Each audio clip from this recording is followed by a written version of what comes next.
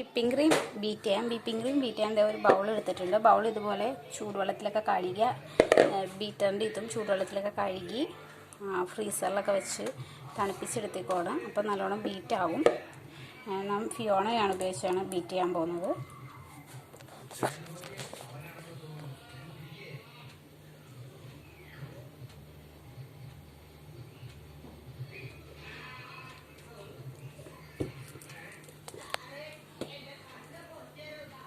അപ്പോൾ നമ്മൾ കപ്പ് കേക്കിന് മുകളിൽ ഡെക്കറേറ്റ് ചെയ്യാൻ വേണ്ടിയാണ് നമ്മൾ ഇത്. അപ്പോൾ നമ്മൾ കുറച്ച് വിപ്പിംഗ് ക്രീം എടുത്തിട്ടുണ്ട്. ഇനി അത് ബീറ്റ് ചെയ്യാൻ പോവുകയാണ്.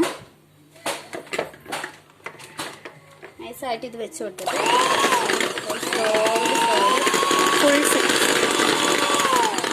ഫസ്റ്റ് സ്ലോയിലിട്ട് ബീറ്റ് ചെയ്യുക. പിന്നെ കുറച്ച് ഫുൾ സ്പീഡിലിടുക.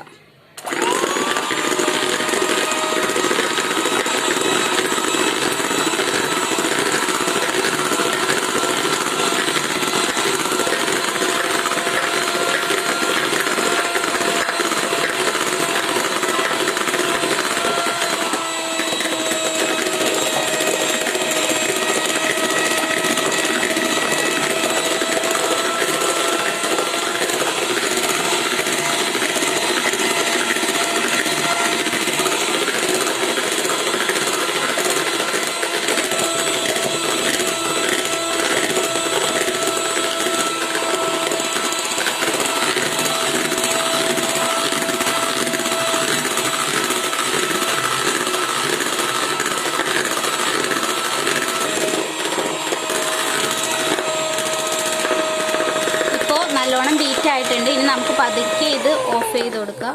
പതുക്കെ ഓഫ് ചെയ്യുമ്പോൾ ഇത് പതുക്കെ ഇങ്ങനെ പൊക്കുക, ചെറുതായിട്ടൊന്ന് പൊക്കുക. അപ്പോൾ അതിൽ പിടിച്ചിരിക്കുന്നതൊക്കെ ഇങ്ങനെ റിമൂവ് ആയി പോകും, അതിൻ്റെ ഉള്ളിലേക്ക് തന്നെ വീണോളും.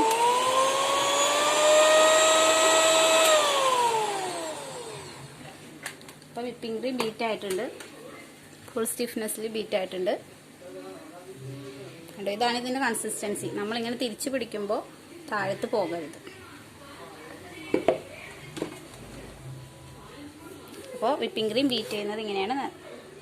നല്ലോണം ബീറ്റ് ചെയ്യണം. ഹാൻഡ് വിസ്ക് ആണെങ്കിൽ നമ്മൾ ഇത്രയും നേരമൊന്നും പോരാ. ഇപ്പോൾ ഒരു 5 മിനിറ്റ്സ് എടുത്തില്ല, അതിന് മുമ്പ് നല്ലോണം സ്റ്റിഫായി കിട്ടി. മറ്റേ ഹാൻഡ് വിസ്ക് ആണെങ്കിൽ നമ്മൾ നല്ലോണം ബീറ്റ് ചെയ്തുകൊണ്ടിരിക്കണം, നമ്മുടെ കൈയൊക്കെ വേദന എടുക്കും. അപ്പോൾ നമ്മൾ വിപ്പിംഗ് ക്രീം ബീറ്റ് ചെയ്തു.